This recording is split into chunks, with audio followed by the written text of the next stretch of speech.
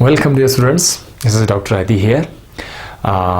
आज आपको पढ़ाएंगे फोटोसिंथेसिस का दूसरा हिस्सा, जो आप लोग इंतज़ार कर रहे होंगे, बार बार मैसेजेस भी करते हैं कि जल्द से जल्द इसका दूसरा हिस्सा हमारे रिकॉर्ड करें। तो फोटोसिंथेसिस का जो दूसरा हिस्सा है, लाइट रिएक्शन के बाद डार्क रिएक्शन या केल्विन साइकिल, ये आज आपको पढ़ाएंगे और कोशिश करते हैं कि इसको सिंपली भी पढ़ाया जाए और स्ट्रक्चर के साथ भी पढ़ाया जाए। मैं कोशिश करता हूँ, क्योंकि अक्सर स्ट्रक्चर जो है वो नहीं दिखाते हैं, नहीं पढ़ाते हैं, और ना ही ये एफएससी लेवल पर स्ट्रक्चर्स को स्टूडेंट्स जो है वो फोकस करते हैं।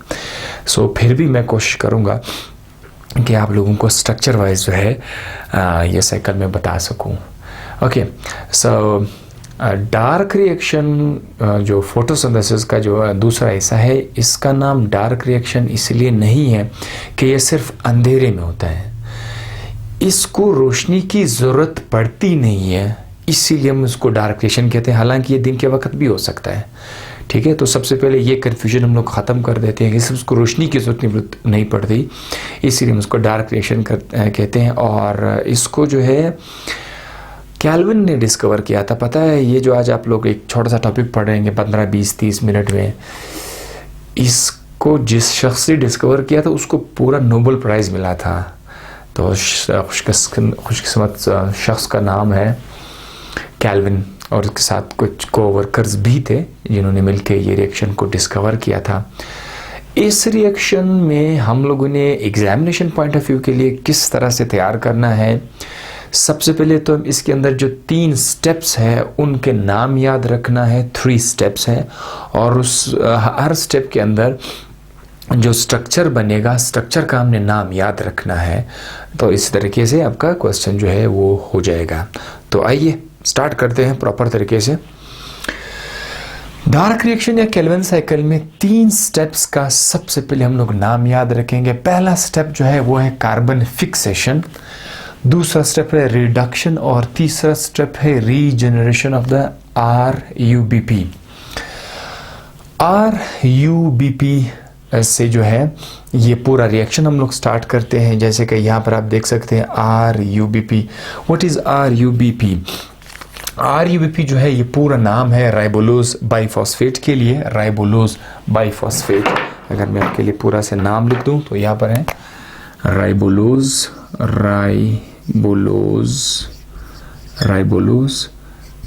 बाई या बिसफॉस्फेट।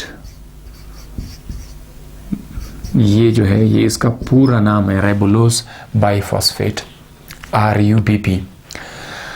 ये जो RUBP है, इसको मैंने यहाँ पर देखे 1 2 3 4 5 सर्कल्स ड्रॉ किए हुए हैं। हर सर्कल एक कार्बन को शो करता है।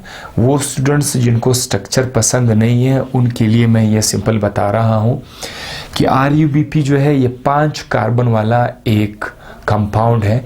बल्कि इसको अगर शुगर कहा जाए तो ज़्यादा बेहतर होगा, because it is a sugar. राइबोलोज तो एक दूसरे के आइसोमर्स हैं।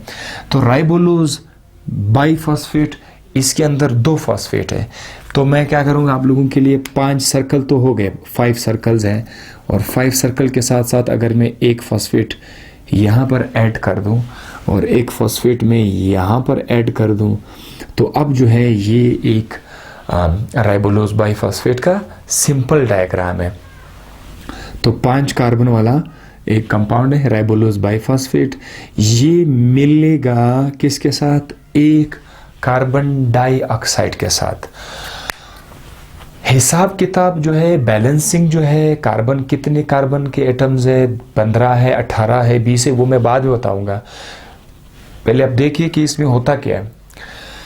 एक कार्बन, तो अब देखिए ये जो आप गोल दायरा देख रहे हैं, सर्कल आप देख रहे हैं, ये जो एक रेड कलर का सर्कल है ये भी एक कार्बन को शो कर रहा है। लेकिन ये जो कार्बन है ये कार्बन डाइऑक्साइड से आएगा।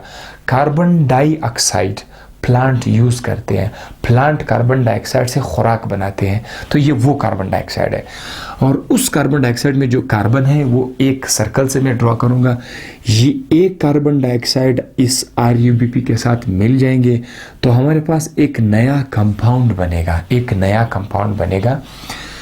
इस कंपाउंड के अंदर अगर आप देखें, गौर से देखें, तो ये एक इंटरमीडिएट कंपाउंड है, यानी ये इतना जल्दी टूट जाएगा, with in a fraction of second, बहुत जल्दी टूट जाएगा। इसीलिए इसका कोई प्रॉपर नाम भी नहीं है, इसीलिए हम लोग उसको नाम देते हैं इंटरमीडिएट।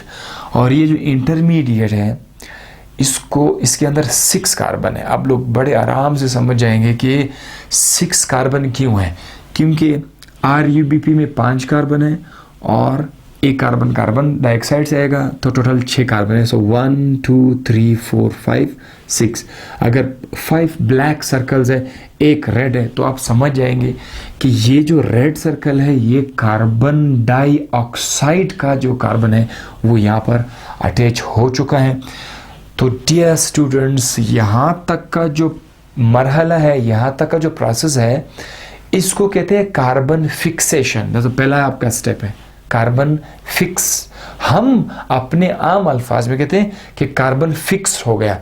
कार्बन फिक्सेशन का मतलब ये है कि जब कार्बन अलोन, इनऑर्गेनिक वाला जो कार्बन है या कार्बन डाइऑक्साइड वाला जो कार्बन है, जब ये किसी ऑर्गेनिक कंपाउंड का हिस्सा बन जाए, हम कहते हैं फिक्स्ड हो गया। तो अब यहाँ पर जो है ये पहला स्टेप यहाँ पर ख़त्म हो गया, कार्बन फिक्सेशन, जब कार्बन किसी ऑर्गेनिक कंपाउंड का हिस्सा बन जाए।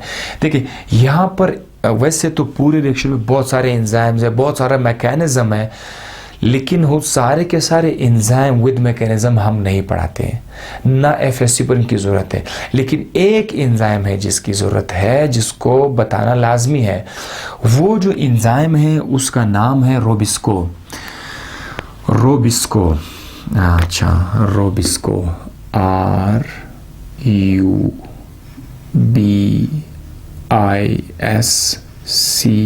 RUBISCO, Rubisco.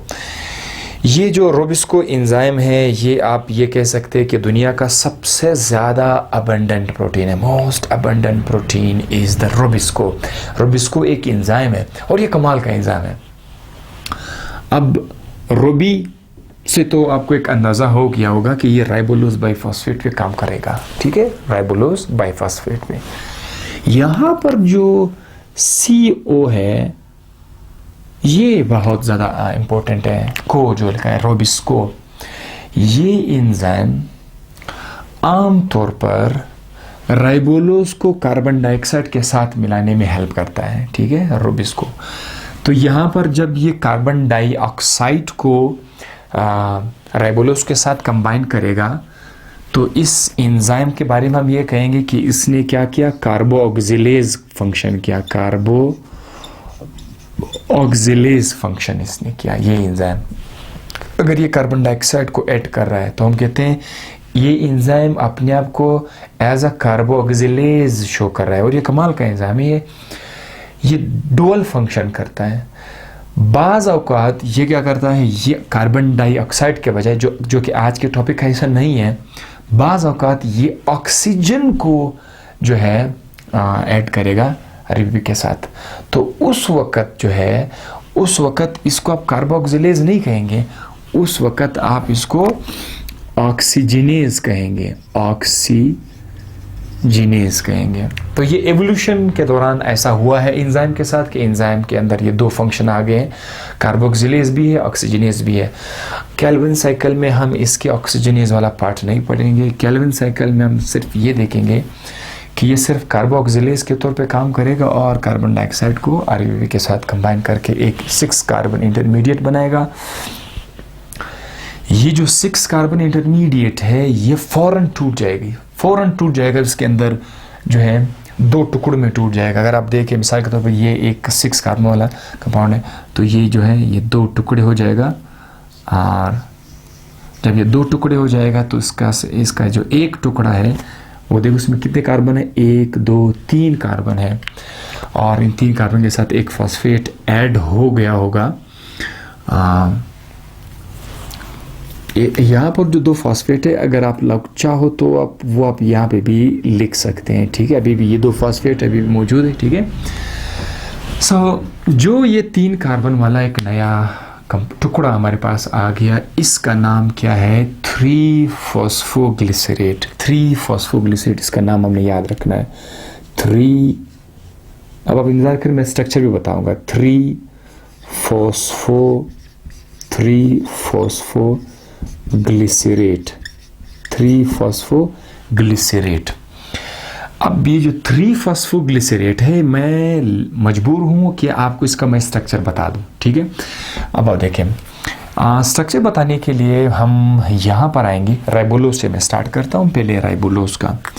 अगर आप देखिए राइबोलोज में बड़ा सिंपल है, आपने करना क्या है, आपने 5 कार्बन वाला एक शुगर आपने ड्रॉ करना है। 5 कार्बन वाला शुगर 3, 4, ये रहे 5 कार्बन वाला शुगर, और इसमें लास्ट कार्बन जो होगा उसके साथ होगा CH2OH, और दूसरा जो कार्बन है उसके ऊपर आपने डबल बॉन्ड O लिखना है, यानी ये कीटोनिक शुगर है। यहाँ पर आप लोग क्या ऐड करेंगे, H एंड OH आप ऐड करोगे। बाकी हर कार्बन पर आपने HOH लिखना है, HOH। ये जो है ये एक शुगर है, इस शुगर का नाम क्या है, राइबोलोज, राइबोलोज, ठीक है। This is called as ribulose. Pentose sugar 5 carbon वाला शुगर है। यहां पर देखिए इसमें 2 फॉस्फेट ग्रुप अटैच हो गए होंगे, 2 फॉस्फेट ग्रुप। एक फॉस्फेट इस हाइड्रोजन को हटा के यहां पर आप लोग लगाओ PO3-2, ये एक फॉस्फेट है। और ये वाला हाइड्रोजन हटाकर यहां पर भी आप लोग एक PO3-2 आप ड्रॉ करेंगे। तो अब जो इस कंपाउंड का नाम होगा वो होगा राइबोलोज 1,5, कार्बन नंबर 1,5। अगर आप लोग चाहो तो आप नंबर भी यूज कर सकते हैं, बट डोंट वरी, राइबोलोज बाइफॉस्फेट या बिसफॉस्फेट। अब ये जो हो गया ये आपका स्ट्रक्चर हो गया। जैसे मैंने कहा था ये सिर्फ उन स्टूडेंट्स के लिए जो थोड़े से ज़्यादा शौकीन है स्ट्रक्चर के, तो उसके लिए भी मैंने साथ साथ लिखा है। ये है राइबोलोज बाइफॉस्फेट का स्ट्रक्चर। अब दूसरे नंबर पर आता है, आपने ये लेक्चर आप वीडियो पॉज करके ये स्ट्रक्चर आप लोग ड्रॉ कर सकते हैं बिल्कुल इस पोजीशन में। अब दूसरा जो स्ट्रक्चर है वो क्या है, वो है 3-फॉस्फोग्लिसरेट का। 3-फॉस्फोग्लिसरेट ये 3 कार्बन वाला कंपाउंड होगा, ठीक है। इसमें आपने देखो 1, 2, 3 कार्बन। अब आपने करना क्या है, यहां पर आपने HOH लिखना है, और यहां पर आपने HOH लिखना है, H2OH, ठीक है। इधर आपके पास कार्बन पर 2 हाइड्रोजन अटैच है। लेकिन याद रखिएगा कि क्योंकि यहाँ पर ग्लिसरेट है या बाज बुक्स में ग्लिसरिक एसिड लिखा हुआ है, तो आपने परेशान नहीं होना है। आपने करना क्या है, आपने यहाँ पर C डबल बॉन्ड OH आपने लिखना है। नाउ इससे हो जाएगा एसिड, ग्लिसरिक एसिड, 3-फॉस्फोग्लिसरिक एसिड। यहाँ पर आपने करना क्या, यहाँ पर आपने ये जो हाइड्रोजन है इसको हटा के आपने इधर एक फॉस्फेट ऐड करना है। इधर आपने क्या करना है, एक PO3 आपने यहाँ पर ऐड करना है। तो अगर ये आपका कार्बन नंबर 1 है तो ये 2 है, ये 3 है। दिस इज नाउ 3-फॉस्फो, क्योंकि कार्बन नंबर 3 पर फॉस्फेट है, 3-फॉस्फोग्लिसरिक एसिड। ये जो ग्लाइसिरोल है या ग्लिसरल्डिहाइड है, ये आपने नाम सुना होगा, ग्लिसरोल, ग्लिसरल्डिहाइड। ग्लिसरोल में जो है 3 कार्बन होंगे, तीनों पर OH होगा। ग्लिसरल्डिहाइड में अगर आप देखें, ग्लिसरल्डिहाइड में फिर से इस तरह के हमारे पास 3 कार्बन होंगे, और उस केस में कार्बन नंबर 1 पर जो है आपका डबल बॉन्ड O होगा, बाकी कार्बन पर HOH, H2OH। देखो ये भी ग्लिसरल, अब ये ग्लिसरल्डिहाइड है, तो ग्लाइस ये लफ्ज जब आ जाए तो वो असल में 3 कार्बन वाले कंपाउंड को बोलते हैं, ठीक है। अब चाहे ये ग्लिसरेट क्यों ना हो या ग्लिसरल्डिहाइड क्यों ना हो, सिर्फ इतना फ़र्क होगा कि ग्लिसरेट यानी ग्लिसरिक एसिड में यहाँ पर C डबल बॉन्ड OH होगा, तो दैट विल बी ग्लिसरेट। और अगर वो ग्लिसरल्डिहाइड है तो वहाँ पर क्या होगा, ग्लाइसिरल्डिहाइड, उसमें C डबल बॉन्ड O मौजूद होगा। अच्छा, इसकी वैलेंसी ठीक करने के लिए आप यहाँ पर एक हाइड्रोजन पुट कर सकते हैं, ये भी काम आएगा आपको, ग्लिसरल्डिहाइड का स्ट्रक्चर भी काम आएगा। और ये क्या चीज़ है, इसका नाम है 3-फॉस्फोग्लिसरेट, क्योंकि तीसरे कार्बन पर फॉस्फेट ग्रुप है, बाकी ये सारा का सारा ग्लिसरिक एसिड है। तो 3-फॉस्फोग्लिसरेट जो है ये रहा आपका स्ट्रक्चर, जिसे आप देख सकते हैं। 3-फॉस्फोग्लिसरेट हमारे पास एक नहीं बनेगा, जाहिर है अगर ये 6 कार्बन है तो 2 टुकड़े आएंगे, हम इसके लिए क्या लिखेंगे, यहाँ पर 2 लिखेंगे, ठीक है। तो इस तरह के 2 टुकड़े आएंगे। अब साथ साथ मैं आपको एक और चीज़ भी मैं बताता चलूँ कि ये जो पूरा का पूरा साइकिल है उसमें कार्बन डाइऑक्साइड, एक कार्बन डाइऑक्साइड यूज़ नहीं होता, 3 कार्बन डाइऑक्साइड आएंगे। तरीका सारा एक सेम होगा, लेकिन सिर्फ इतना होगा कि अब हमने थोड़ा सा हिसाब किताब रखना है। अगर यहाँ पर 3 कार्बन आएंगे और यहाँ पर कितने RUBP यूज़ होंगे, तो RUBP मैं इधर लिख रहा हूँ 3, ऐसे 3 के आसपास सर्कल लगाऊंगा, इधर भी मैं 3 के आसपास सर्कल लगाऊंगा, यानी 3 कार्बन यहाँ से आएंगे और 3 RUBPs आएंगे। 3 RUBPs में कितने कार्बन होंगे टोटल, अगर एक RUBP में 5 कार्बन है तो 2 RUBP में 10 कार्बन हो जाएंगे, 3 RUBP में 15 कार्बन होंगे। सो यहाँ पर हमारे पास टोटल जो होंगे, हमारे पास टोटल 15 कार्बन इधर होंगे, और इधर से कितने कार्बन आएंगे, 3, 15 और 3 18, 18 कार्बन। सो 18 कार्बन जो है यहाँ पर हमारे पास, ये जो आपका इंटरमीडिएट है, ये 1 2 3 4 5 6, इसी तरह एक और 1 2 3 4 5 6 एंड 1 2 3 4 5 6 6 6 6 18, इस तरह के 3 टुकड़े बनेंगे, यानी जो आपका इंटरमीडिएट है, इंटरमीडिएट की तरह 3 टुकड़े बनेंगे। अब आप जरा हिसाब लगाओ, अगर ये टूट के 2 इस तरह के मॉलिक्यूल देंगे, तो ये भी टूट के इस तरह के 2 मॉलिक्यूल देंगे, ये भी टूट के इस तरह 2 मॉलिक्यूल हमारे पास आ जाएंगे। तो टोटल कितने छोटे छोटे टुकड़े आएंगे, ये जो 3 बड़े बड़े इंटरमीडिएट्स हैं, ये हाफ होके हमारे पास टोटल कितने टुकड़े देंगे, 6। तो यहाँ पर मैं क्या लिखूंगा, 6 लूँगा। अभी ये मैं सारा का सारा वापस मिटा रहा हूँ यहाँ से, ठीक है। तो ये रहा आपका 3-फॉस्फोग्लिसरेट। अब यहाँ पर देखिए, ये जो 6 मैंने लिखा हुआ है, 6 का मतलब ये है कि इस तरह के 6 टुकड़े आएंगे, ठीक है। 3-फॉस्फोग्लिसरेट हमारे पास 1 नहीं होगा, 2 नहीं होगा, 3 नहीं होगा, बल्कि 6 टुकड़े आएंगे। ये स्टूडेंट्स को भी बताना मैं ज़रूरी समझता हूँ कि उनको पता चले कि there are a total of 6 pieces, each piece is called three phosphoglycerate. अच्छा जनाब, अब क्या होगा, अब हमारे पास ये जो 3-फॉस्फोग्लिसरेट है, इसके अंदर ATP ऐड किया जाएगा, थोड़ा सा इस कंपाउंड को शो कर दिया जाएगा, इस कंपाउंड को थोड़ा एनर्जाइज्ड किया जाएगा, ATP यहाँ से ऐड हो जाएगी, ठीक है। तो अब ये भी यहाँ पे भी एक सवाल बन सकता है कि ये जो ATP है, ये ATP आई कहाँ से। ATP जो है ये फ्रॉम द लाइट रिएक्शन, जो हमने पिछले लेक्चर में पढ़ा था, आप लोग अगर किसी नहीं देखा है तो वहाँ पे जा सकते हैं। लाइट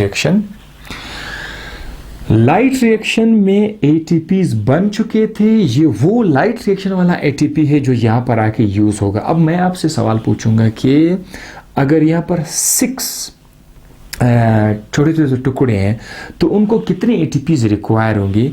6 टुकड़ों के लिए हम कितने ATPs देंगे, 6 ATPs, क्योंकि हर टुकड़े को एक एक ATP चाहिए, तो 6 टुकड़े को 6 ATPs मिल जाएंगे। अब आपके पास अगर यहाँ पर गौर करेंगे तो यहाँ पर देखिए, ये वही कंपाउंड है, 3-फॉस्फोग्लिसरेट है, लेकिन यहाँ पर जो है पहले एक फॉस्फेट अटैच था, अब ये 2 फॉस्फेट है, क्योंकि ये नेक्स्ट फॉस्फेट जो है वो ATP से आया। तो इनके सामने भी मैं 6 लिख के सर्कल लगाऊंगा ताकि आपको पता चले कि इस तरह के हमारे पास 6 मॉलिक्यूल्स आएंगे।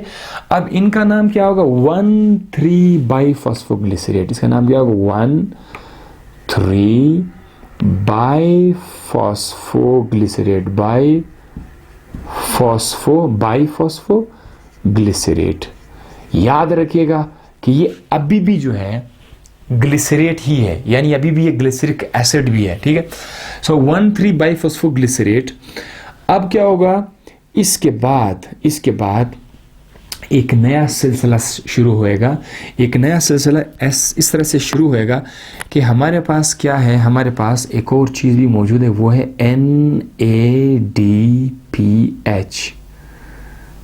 ये जो है ये NADPH, ये जो NADPH है ये भी कहाँ से आएगा, ये भी हमारे पास लाइट रिएक्शन से आएगा।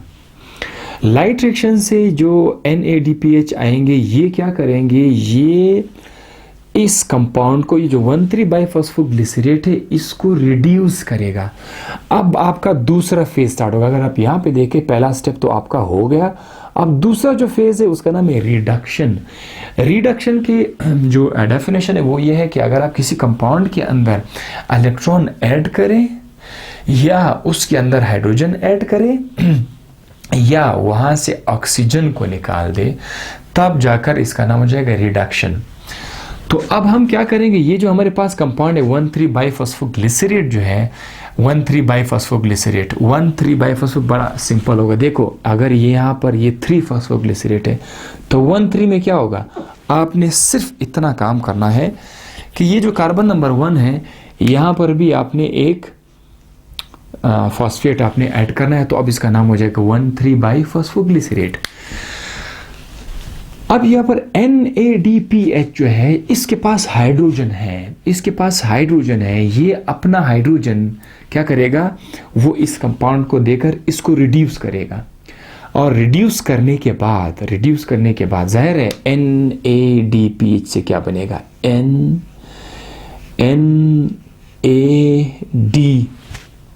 प्लस हो जाएगा। क्या हो जाएगा, NADP प्लस, बिकॉज इसने अपना हाइड्रोजन दे दिया। अब इसके ऊपर हम लोग अक्सर क्या लिखेंगे, प्लस का चार्ज लिखेंगे, क्योंकि इसने अपना हाइड्रोजन दे दिया। ये दोबारा कहाँ पे जाएगा, ये दोबारा लाइट रिएक्शन में जाकर वो अपने आप को रिड्यूस कर देगा। सो इसी तरह ये जो ATP है, ATP अपना फॉस्फेट देकर ADP हो जाएगा, जो मैंने यहाँ पर लिखा नहीं है और ज़रूरत भी नहीं है। अच्छा, उसके बाद क्या बनेगा, 1,3-बाइफॉस्फोग्लिसरेट से आप जब ये रिड्यूस हो जाएगा, ठीक है, ये जब देखो 1, 2, 3 कार्बन जब ये रिड्यूस हो जाएगा तो देखो इसके पास जो है अब इसका नाम चेंज हो जाएगा, ग्लिसरल्डिहाइड 3-फॉस्फेट, G3P। इसका पूरा नाम देखिए, ग्लिसरल्डिहाइड 3-फॉस्फेट, ये पूरा इसका नाम है। अब यहाँ पर स्टूडेंट्स थोड़े से कंफ्यूज हो ही जाएंगे कि सर इसमें और इसमें क्या फ़र्क है। इसका नाम है 3-फॉस्फोग्लिसरेट और इसका नाम है ग्लिसरल्डिहाइड 3-फॉस्फेट। उसमें भी 3 कार्बन है फॉस्फेट है, इसमें भी 3 कार्बन है फॉस्फेट है। तो असल में वो ऑक्सीडाइज्ड फॉर्म है, ये रिड्यूस्ड फॉर्म है। कैसे, मैं आपको इधर बताता चलूँ। अगर मैं आपसे ये कहूँ कि यहाँ पर अगर आपने पहले आपने देखा होगा, इस केस में अगर आपने देखा होगा यहाँ पर OH मौजूद था, ठीक है, यहाँ पर सारा का सारा OH मौजूद था। जब ये ग्लिसरल्डिहाइड 3-फॉस्फेट हो जाएगा तो फिर इसमें अब आप देख सकते हैं यहाँ पर हम एक फॉस्फेट ऐड करेंगे, here is a फॉस्फेट।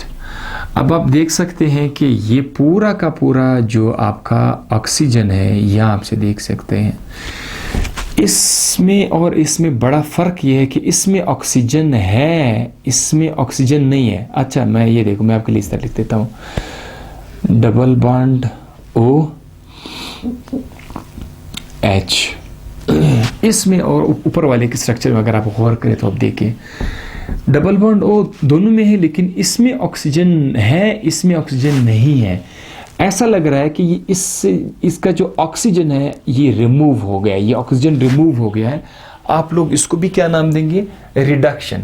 सो चूंकि ऑक्सीजन इसका रिमूव हो चुका है, तो यहाँ पर जो ग्लिसरॉल्डिहाइड 3 फॉस्फेट है, इसका ओरिजिनल स्ट्रक्चर क्या है, ये है ग्लिसरॉल्डिहाइड 3 फॉस्फेट। ये रिड्यूस्ड हुआ है क्योंकि यहाँ पर आपको ऑक्सीजन नहीं मिलेगा, जो पहले था वो आपको यहाँ पर नहीं मिलेगा।